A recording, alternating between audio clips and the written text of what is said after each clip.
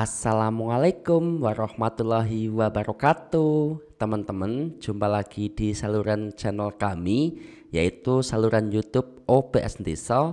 Dan di video kali ini saya masih akan memberikan kunci jawaban terkait dengan soal-soal tryout UKPPG tahun 2024 piloting 3. Oh ya teman-teman, kemarin untuk piloting 2 sudah pengumuman ya, dan alhamdulillah teman saya di piloting 2 lulus untuk ujiannya. Nah, teman saya juga belajar melalui tryout yang ada di PMM. Nah, di video kami sebelumnya pembahasan soal nomor 1 sampai dengan nomor 10, banyak teman-teman atau ada beberapa yang mengkomentari video saya untuk kembali membahas dari nomor 11 dan selanjutnya. Jadi di video kali ini saya akan memberikan beberapa jawaban atau kunci jawaban dan juga pembahasan soal tryout UKPPG tahun 2024 piloting 3 khusus PGSD ya, untuk soal nomor 11 sampai selanjutnya. Nah, bagi teman-teman yang baru menemukan saluran ini, jangan lupa like, comment, share, dan subscribe saluran OPS Desa agar kami lebih semangat dalam memberikan video-video terkait dengan soal-soal pembahasan maupun terkait dengan pekerjaan operator sekolah. Baik, dan juga teman-teman yang baru menemukan channel ini juga untuk melihat kunci jawaban soal nomor 1 sampai 10 bisa dilihat di video kami sebelumnya. Ya, kita langsung saja ke pembahasan untuk soal nomor 11. Di sini soal nomor 10 sudah kami kerjakan. Lanjut untuk soal nomor 11. Nah, Bu Riri, guru di SD Sukapintar, merencanakan pembelajaran dengan kunjungan ke lingkungan sekitar sekolah. Peserta didik akan diajak mengamati tanaman di halaman sekolah dalam kondisi layu. Melihat fenomena tersebut, strategi yang tepat untuk melatih kemampuan menyelesaikan masalah dan berpikir kritis pada peserta didik adalah, jadi pembelajaran terkait dengan lingkungan, dan di situ atau di lingkungan sekolahnya Bu Riri itu ada kondisi tanaman yang layu. Nah, untuk menyelesaikan masalah dan berpikir kritis itu yang paling sesuai yang mana? Yang pertama, mengidentifikasi masalah terlebih dahulu, membuat rencana penyelesaian, menyelesaikan masalah tanaman yang layu, menganalisis solusi menyuburkan kembali, membuat satu kesimpulan mengapa tanaman bisa layu. Kita identifikasi dulu jawaban-jawabannya.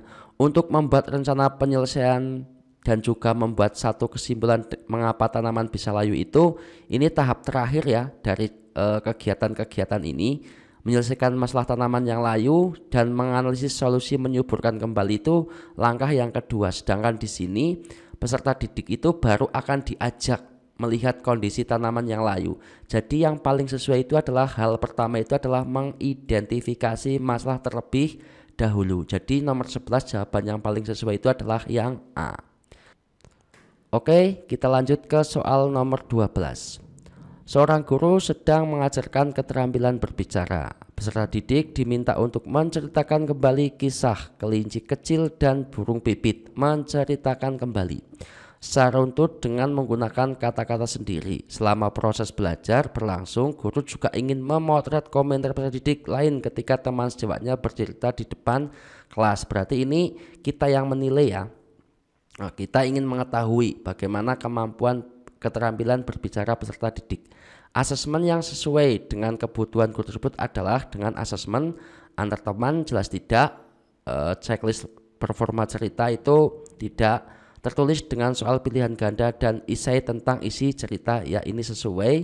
Portofolio dengan penilaian penugasan terbaik peserta didik tidak, proyek dengan indikator proses persiapan hingga presentasi ini juga tidak, kinerja dengan skala penilaian yang diisi semua peserta didik, ya ini sesuai. Jadi jawaban nomor 12 itu ya B dan E. Lanjut untuk soal nomor 13. Pak Riko, seorang guru kelas 4 di SD Cutnyadin. Dalam pembelajaran yang dilakukan, Pak Riko berusaha agar peserta didik terlibat aktif dalam pembelajaran. Pak Riko melakukan asesmen dengan memberikan tugas esai pada peserta didik agar peserta didik dapat mengembangkan argumentasi dan mencari sumber-sumber yang terpercaya untuk mendukung argumen yang dimilikinya. Bentuk asesmen yang dilakukan Pak Riko dalam rangka mencapai tujuan pembelajaran adalah, nah, di sini Pak Riko itu ingin melakukan penilaian. selama proses pembelajaran, karena Pak Riko itu ingin mengetahui bagaimana mengembangkan argumentasi dan sumber-sumber yang terpercaya. Berarti ini selama proses pembelajaran. Jadi penilaian yang paling tepat itu adalah yang formatif, karena penilaian formatif itu adalah penilaian selama proses pembelajaran berlangsung. Kalau sumatif itu terakhir ya, ketika ujian semester dan sebagainya, portofolio, diagnostik, proyek, ini jelas tidak. Yang paling sesuai karena selama pembelajaran itu adalah yang formatif. Lanjut untuk soal nomor 14. Setelah pembelajaran peserta didik, guru ingin mengetahui apakah materi yang dipelajari selama 2 jam pelajaran sudah dipahami atau belum. Berarti di sini selama proses pembelajaran itu yang dipelajari sudah dipahami atau belum. Cara yang paling objektif mengetahui pemahaman peserta didik pada saat pembelajaran berlangsung yakni diberikan tes tulis menjawab soal uraian, tes tulis jawab soal pilihan ganda, tes tulis menjawab pertanyaan reflektif, tes tulis dengan cara mencongak, tes tulis menjawab soal uraian terbuka. Nah, ini ingin mengetahui apakah materi yang disampaikan selama 2 jam pembelajaran itu sudah berhasil dikuasai peserta didik apa belum. Jadi asesmen yang paling sesuai itu adalah ini, yang D, tes tulis dengan cara mencongak. Jadi dengan demikian itu kita bisa langsung tahu apakah peserta didik itu bisa paham terkait dengan materi yang sudah disampaikan. Oke, lanjut nomor 15. Seorang guru sedang mengajarkan keterampilan berbicara dengan tujuan peserta didik dapat membaca suku kata yang diawali dengan huruf B. Setelah pembelajaran selesai, sebagian besar peserta didik mencapai tujuan pembelajaran tersebut. Berdasarkan hasil tersebut, umpan balik yang tepat dari guru ke peserta didik adalah, nah, di sini itu adalah sebagian besar peserta didik itu mampu menguasai. Jadi umpan balik apa yang dapat kita sampaikan ketika pembelajaran itu berakhir? Menginformasikan pada peserta didik untuk mengikuti lomba, jelas tidak. Menginformasikan bahwa jawaban peserta didik benar atau salah itu enggak ya. Memotivasi peserta didik untuk mempelajari materi selanjutnya, ya ini kegiatan penutup ya. Ketika pembelajaran sudah selesai, menambah alternatif strategi berpikir yang lebih baik dan benar, itu tidak. Memberikan apresiasi atau pujian terhadap pencapaian tersebut, karena sebagian besar peserta didik itu sudah selesai. Jadi ini kegiatan akhir pembelajaran. Jadi yang paling tepat itu adalah yang C sama yang E. Oke, lanjut ke soal nomor 16.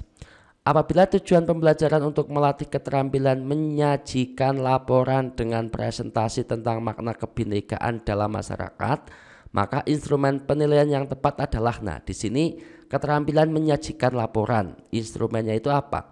Melakukan pengamatan diskusi, ini enggak ya, karena menyajikan. Membuat rubrik penilaian laporan, tidak, karena ini sudah menyajikan laporan. Membuat rubrik penilaian presentasi, nah ini kita simpan dulu. Melakukan wawancara terkait hasil presentasi, tidak. Mengembangkan rubrik penilaian diskusi, nah ini juga tidak, karena yang dinilai itu adalah presentasi. Jadi yang paling sesuai itu adalah untuk soal nomor 16 itu adalah yang C. Membuat rubrik penilaian presentasi, bukan laporan tapi presentasi. Oke, lanjut soal nomor 17. Bu Ani, guru bahasa Indonesia SD kelas 3, ingin mengetahui kemampuan peserta didiknya dalam menanggapi informasi penting dari teks yang dibaca. Rencana asesmen yang tepat adalah, ini terkait dengan asesmen ya. Jadi untuk ingin mengetahui kemampuan peserta didiknya dalam menanggapi informasi. Tes tulis yang A, tes tulis dengan memberikan beberapa pertanyaan terkait yang dibaca, ya ini kita simpan dulu. Tes kinerja jelas tidak. Proyek itu juga tidak. Portofolio dengan meminta peserta didik mengumpulkan bahan bacaan lain terkait teks yang dibaca, itu tidak. Penugasan dengan memberikan tugas pada peserta didik untuk mencatat informasi penting dari teks yang dibaca. Nah, ini kita identifikasi. Ini ingin mengetahui kemampuan peserta didiknya dalam menanggapi informasi. Jadi ini antara A sama E ya. Tapi yang paling tepat itu adalah untuk soal nomor 17 adalah A. Tes tulis dengan memberikan beberapa pertanyaan terkait yang dibaca. Setelah kita menyampaikan bacaan, kemudian kita melontarkan pertanyaan, apakah apa yang sudah kita baca itu peserta didik mampu menanggapi informasi yang kita sampaikan. Jadi yang betul itu adalah tes tulis dengan memberikan beberapa pertanyaan terkait yang dibaca. Oke, lanjut untuk soal nomor 18. Pada fase A, seorang guru sedang mengajarkan keterampilan membaca dasar.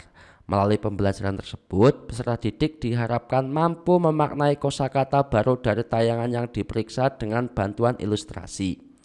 Fokus pembelajaran pada hari itu adalah mengenal kata yang berawalan H. Pada awal pembelajaran, guru memutarkan video lagu anak-anak yang membuat kata hati-hati. Setelah itu, peserta didik belajar mengeja kata hati-hati dan dilanjutkan dengan melafalkan huruf H dengan benar. Selesai berlatih melafalkan, guru menampilkan gambar binatang yang berawalan H. Oh ya, ini. Peserta didik secara bergantian menyebutkan nama binatang sesuai gambar yang ditunjuk. Peserta didik kemudian mendapatkan penugasan mencatat benda-benda dengan berawalan H. Berdasarkan ilustrasi tersebut, mengapa alur pengetahuan yang didesain guru tersebut sesuai dengan perkembangan kognitif anak usia sekolah dasar? Yang pertama, pengetahuan yang diajarkan sesuai dengan kebutuhan belajar peserta didik. Bisa jadi ya, materi disusun mulai dari hal konkret dan berdasarkan pengalaman kontekstual. Ini juga bisa jadi ya. Peserta didik diminta untuk mengamati terlebih dahulu sebelum mempraktikkannya. Pembelajaran mengeja dihubungkan dengan kemampuan membaca awal anak-anak. Ini juga bisa ya. Kemudian yang kegiatan belajar didukung dengan video untuk memudahkan anak. Nah, di sini yang paling sesuai itu berdasarkan tersebut, mengapa alur pengetahuan yang didesain guru tersebut sesuai dengan perkembangan kognitif anak usia sekolah dasar. Ini yang paling sesuai itu adalah yang B. Ya, jadi materi disusun mulai dari hal-hal konkret, itu kan konkret dulu ya. Kemudian setelah itu dan berdasarkan pengalaman kontekstual. Setelah itu peserta didik disuruh untuk mengidentifikasi benda-benda yang ada di sekitar yang diawali dengan huruf A. Jadi dari hal konkret ke pengalaman kontekstual yang paling sesuai. Jadi 18 jawabannya itu adalah B. Lanjut soal nomor 19. Bu Intan, guru kelas 3 di SD Sukamakmur, menjelaskan materi tentang Pancasila merupakan dasar negara Republik Indonesia dan nilai-nilai dalam sila Pancasila merupakan pedoman berbangsa dan bernegara bagi rakyat Indonesia. Dengan pengalaman sila-sila Pancasila, rakyat Indonesia diharapkan dapat hidup secara rukun, damai, dan sejahtera. Tujuan pembelajaran untuk ranah sikap yang relevan dengan materi tersebut adalah, nah ini kita perhatikan kata kuncinya itu adalah ranah sikap, terkait dengan sikap. Yang relevan itu yang mana?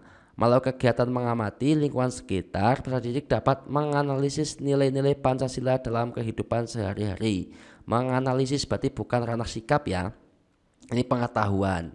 Melalui kegiatan diskusi dapat menyajikan nilai-nilai penyelesaian dalam kehidupan sehari dengan benar. Ini menyajikan berarti bukan juga ya, ini terkait dengan produk menyajikan.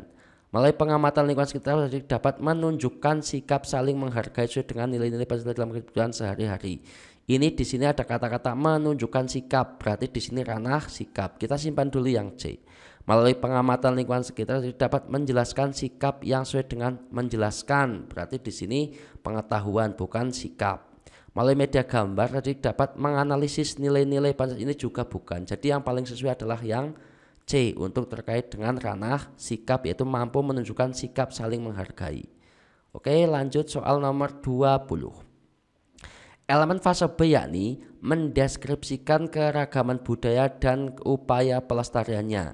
Tujuan pembelajaran yang relevan dengan elemen tersebut adalah mendeskripsikan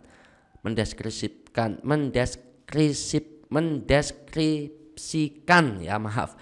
Nah, ini terkait dengan KKO. Teman-teman bisa melihat KKO yang ada di media-media banyak sekali. Teman-teman ingat-ingat KKO-nya, misalkan C1, C2, C3 dan seterusnya.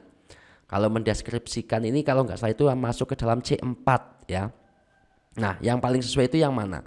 Didik mampu menguraikan macam-macam seni tari, berarti mampu membandingkan kebudayaan, berarti tidak menggambar, menciptakan, berarti mampu memberikan sikap untuk menghargai keragaman budaya. Nah, ini untuk mendeskripsikan keragaman budaya yang paling sesuai itu adalah didik mampu menguraikan ya, menguraikan macam-macam seni tari. Ini terkait dengan KKO. Teman-teman bisa lihat di C1, C2, C3 dan sebagainya. Oke, kira-kira teman-teman sudah paham ya terkait dengan KKO. Lanjut soal nomor 21. Bu Neni seorang guru SD bagimu negeri. Bu Neni akan memberikan materi tentang arti pentingnya menjaga kebersamaan dan persatuan. Salah satu hal yang harus dilakukan adalah merumuskan tujuan pembelajaran. Berikut ini merupakan tujuan pembelajaran yang mengembangkan ranah sikap. Ya, ini kembali ranah sikap ya. Pilihlah jawaban yang benar dengan memberikan tanda centang. Jawaban bisa lebih dari satu. Ranah sikap. Pendidik dapat menyimpulkan materi tentang hubungan satu sila. Menyimpulkan jelas tidak. Pendidik mampu menunjukkan menghargai pendapat teman melalui kegiatan diskusi. Menunjukkan menghargai, mampu menunjukkan, ini kita simpan. Pendidik dapat membuat laporan, ini jelas tidak. Dapat membuat laporan juga tidak. Dapat menunjukkan perilaku. Nah, di sini perilaku ya, berarti ini kita centang karena ranah sikap. Kemudian ini juga menunjukkan mampu menghargai juga kita centang. Jadi jawaban yang paling sesuai untuk soal nomor 21 adalah B dan E. Lanjut soal nomor 22. Seorang guru kelas 4 mengajar mata pelajaran pendidikan Pancasila dengan elemen Undang-Undang Dasar Negara Indonesia tahun 1945. Materi yang akan disampaikan pada elemen ini adalah hak dan kewajiban peserta didik di rumah dan di sekolah.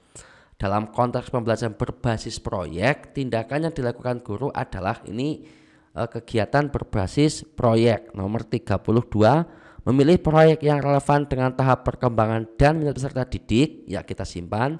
Menilai proyek berdasarkan pada kesamaan hasil dari proyek yang dibuat peserta didik. Enggak. Memberikan proyek yang didasarkan pada keinginan, jelas tidak karena sudah ditentukan ya oleh gurunya. Kemudian memberikan proyek yang didasarkan pada lembar kerja peserta didik yang telah ditetapkan. Ini kita simpan dulu. Kemudian melaksanakan proyek sesuai dengan perencanaan yang telah ditetapkan peserta didik, ini juga bukan. Jadi yang paling sesuai antara A sama ini. Kalau saya itu adalah memilih proyek yang relevan dengan tahap perkembangan dan minat peserta didik. Jadi yang paling sesuai untuk nomor 22 itu adalah yang A. Lanjut soal nomor 23. Kita sampai ke soal nomor 30 ya, atau 25. Nanti kita lanjut lagi ke video-video berikutnya agar tidak terlalu panjang. Untuk pembahasan soal-soal 31 sampai 50 mungkin kayak gitu. Pak Putra guru kelas 4 di SD Antasari akan membelajarkan materi keragaman budaya di Indonesia. Dalam mengajar, Pak Putra menciptakan pembelajaran berpusat pada peserta didik. Di kelas Pak Putra terdapat dua golongan gaya belajar. Nah, ini terkait dengan gaya belajar, itu gaya belajar auditori dan kinestetik. Nah, ini teman-teman bisa lihat untuk pembelajaran auditori itu apa, kinestetik itu yang bagaimana. Auditori itu terkait dengan audio, kinestetik itu terkait dengan dia itu aktif kayak gitu. Untuk ada satu lagi ya, visual ya. Teman-teman bisa membaca itu, materi-materi itu. Untuk memfasilitasi semua peserta didiknya dalam belajar, maka Pak Putra mengembangkan materi keragaman budaya yang memudahkan guru dalam mengevaluasi peserta didik, bukan. Memudahkan guru dalam melaksanakan pembelajaran peserta didik, bukan juga. Ya, nomor 2. Oh, ini kita simpan, memudahkan guru itu simpan. Menyediakan lebih banyak informasi dalam waktu yang singkat, bukan. Memenuhi berbagai gaya belajar peserta didik dan membuat pelajaran lebih menarik, ini kita simpan. Memastikan penyampaian materi lebih cepat, ini juga bukan. Antara B sama D. Jadi yang paling memudahkan guru dalam melaksanakan pembelajaran peserta didik, ini antara ini memenuhi berbagai gaya itu yang paling sesuai adalah yang D. Untuk soal nomor 23 itu D. Lanjut 24. Seorang guru SD merancang modul pembelajaran IPA untuk peserta didik kelas 5 SD dengan latar belakang kebutuhan belajar yang berbeda. Ya, ini berbeda lagi kayak tadi. Auditori, kinestetik kayak gitu ya. Peserta didik memiliki minat dalam sains alam, sementara didik B lebih tertarik dengan pada aspek lingkungan. Cara guru supaya dapat merancang modul pembelajaran yang tepat memenuhi kebutuhan belajar peserta didik adalah yang A, mengabaikan minat, jelas bukan. Menyediakan modul terpisah, enggak. Mengintegrasikan konsep sains dalam dan lingkungan dalam, ya ini kita simpen. Minat didik A untuk mengelajari peserta didik tidak. Menguraikan tingkat kesulitan belajar, ini yang paling sulit adalah yang C. Mengintegrasikan konsep sains alam dan lingkungan dalam satu modul pembelajaran, karena di situ ada dua gaya belajar, antara gaya belajar A sama gaya belajar B. Oke, lanjut soal nomor 25. Bu Novita yang akan Bu Novita yang akan mengajarkan materi IPA kelas 5 SD menghadapi kelas dengan peserta didik yang memiliki gaya belajar yang berbeda. Masih terkait dengan gaya belajar peserta didik. Tony lebih suka belajar melalui mendengarkan penjelasan, berarti ini auditory. Sekar lebih memahami melalui visualisasi, berarti tentang gambar. Dan Jagat lebih belajar baik dengan melakukan eksperimen langsung, berarti ini kinestetik. Sebagai seorang guru SD, bagaimana cara guru supaya dapat mengembangkan konten pembelajaran IPA SD yang dapat memfasilitasi ketiga gaya belajar tersebut? Nah, ini pilihlah lebih dari satu. Memberikan penjelasan lisan dengan detail. Ini tidak ya, tidak memberikan tiga ini ya. Menggunakan gambar dan diagram tanpa, ini juga tidak. Menyediakan LKPD untuk melakukan eksperimen dengan memanfaatkan media audio dan visual. Ini kita simpan dulu. Soal nomor 25 kita simpan dulu. Mengintegrasikan penjelasan lisan. Nah, ini juga kita simpan. Memberikan tugas tulis panjang, ini jelas tidak. Jadi yang paling sesuai adalah yang C sama yang D. Karena kepilihan ini mampu memberikan atau memfasilitasi ketiga gaya belajar peserta didik. Lanjut soal nomor 26. Pada saat pembelajaran memahami ide pokok teks informasi, anak kelas 3 yang memiliki kemampuan kognitif di bawah rata-rata, ini di bawah rata-rata, mengalami ketertinggalan. Salah satu perlakuan guru yang tepat untuk mengatasi kondisi anak tersebut adalah pengayaan, percepatan, pemadatan, pemodelan, kemudian komunikatif. Nah, untuk soal nomor 26 ini kita lihat dulu. Untuk komunikatif ini bisa kita lakukan ya, misalkan kita bisa berbicara dari dua anak itu, kenapa kamu begini-begini kayak gitu. Tapi kita simpan dulu, kita lihat materi yang lainnya. Pemodelan, kalau pemodelan jelas tidak, karena di sini kemampuannya anak itu ketertinggalan. Apakah dilakukan model-model nanti malah anak lebih bingung. Pemadatan juga bukan, percepatan apalagi. Maka yang paling sesuai itu adalah pengayaan. Jadi pengayaan itu dilakukan baik untuk anak yang sudah mampu menguasai materi atau juga untuk anak yang mengalami ketertinggalan, itu bisa dilakukan pengayaan. Jadi yang paling sesuai itu untuk soal nomor 26 itu adalah A. Oke, lanjut nomor 27. Dalam satu kelas terdapat 3 peserta didik dengan kebutuhan khusus. Nah, ini terkait dengan anak kebutuhan khusus, yakni tunanetra. Salah satu tindakan yang diperlukan dilakukan guru adalah belajar, yakni. Nah, ini untuk terdapat anak yang kebutuhan khusus tunanetra, ya. Menyediakan materi berupa audiobook untuk ketiga anak tersebut. Kita simpan dulu. Ya, karena tunanetra itu kan pendengaran. Membuat rangkuman materi dalam format huruf yang dapat dibaca oleh mereka. Kita juga simpan dulu, karena bisa saja tidak bisa mendengar tapi mampu untuk melihatkan seperti itu. Menggunakan media belajar yang berasal dari luar negeri untuk, ini jelas bukan ya. Kemudian memindahkan materi pada aplikasi dapat diakses oleh ketiga anak tersebut, ya ini kita simpan. Memberikan pemahaman terlebih dahulu kepada, ini jelas juga bukan ya. Memberikan pemahaman anak-anak yang lain gimana. Maka yang paling sesuai itu adalah A, memberikan audiobook biar anak itu bisa mendengarkan, membuat rangkuman materi dengan format huruf yang dapat dibaca oleh mereka, dan memindahkan materi pada aplikasi yang dapat diakses oleh ketiga anak tersebut sehingga pembelajarannya itu terus berlangsung. Oke, lanjut soal nomor 28.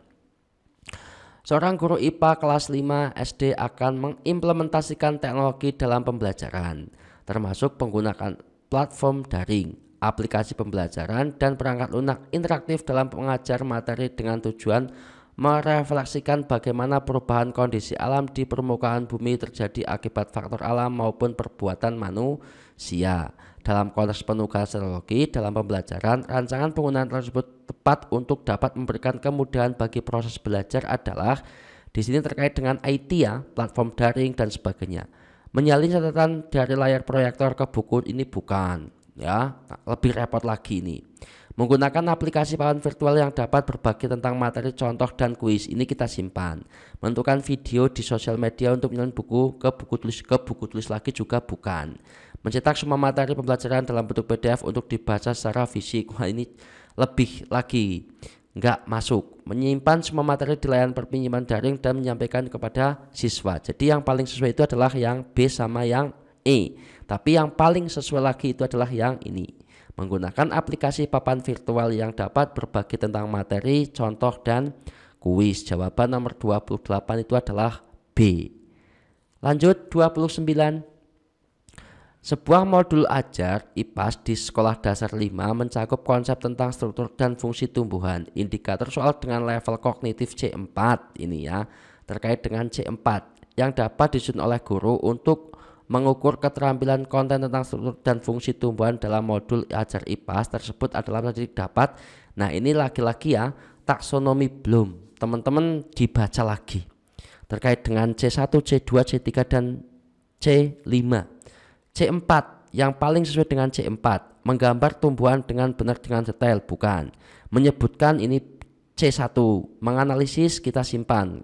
Menanam tumbuhan di kebun ini bukan. Menuliskan manfaat tumbuhan juga bukan. Ini yang paling sesuai terkait dengan C4 itu adalah menganalisis. 29 itu adalah C. Ya, teman-teman baca lagi taksonomi belum. C1, C2, C3 dan seterusnya. Saya rasa Bapak Ibu lebih paham lah ya terkait dengan taksonomi belum. Terakhir 30. Nah, kita sampai ke nomor 30 dulu. Nanti di video berikutnya 31 sampai 50. Dalam menghadapi permasalahan motivasi belajar didik, kelas Bu Indah memutuskan untuk mengintegrasikan permainan tradisional dalam desain pembelajaran materi rantai makanan. Berarti ada permainan tradisional kemudian diintegrasikan dengan materi IPAS rantai makanan. Nah, ini memilih permainan yang sesuai dengan materi tersebut. Permainan tradisional dokun, congkak. Kalau congkak itu kan yang diambil kemudian itu lagi ya. Ini bukan ya. Kalau congkak itu salah karena itu kalau congkak itu lebih tepatnya berhitung. Ular naga iya, ular naga itu rantai makanan dimakan kayak gitu, itu bisa. Permain bentengan ya ini juga bisa. Permainan bekel bukan, permainan lompat karet juga bukan. Jadi yang paling sesuai adalah yang A salah, B betul, C betul, D sama E juga salah. Oke, mungkin itu dulu yang dapat saya sampaikan terkait dengan soal tryout UKPPG untuk guru SD, soal nomor 11 sampai 30. Kita ketemu lagi di video saya selanjutnya agar teman-teman tidak bosan melihat kunci jawaban yang ada ini. Untuk soal sebelumnya 1 sampai 11 teman-teman bisa melihat di video kami sebelumnya. Terima kasih, jangan lupa like, comment, share, dan subscribe saluran OPS Desa, dan sampai jumpa lagi di video-video kami berikutnya. Wassalamualaikum warahmatullahi wabarakatuh.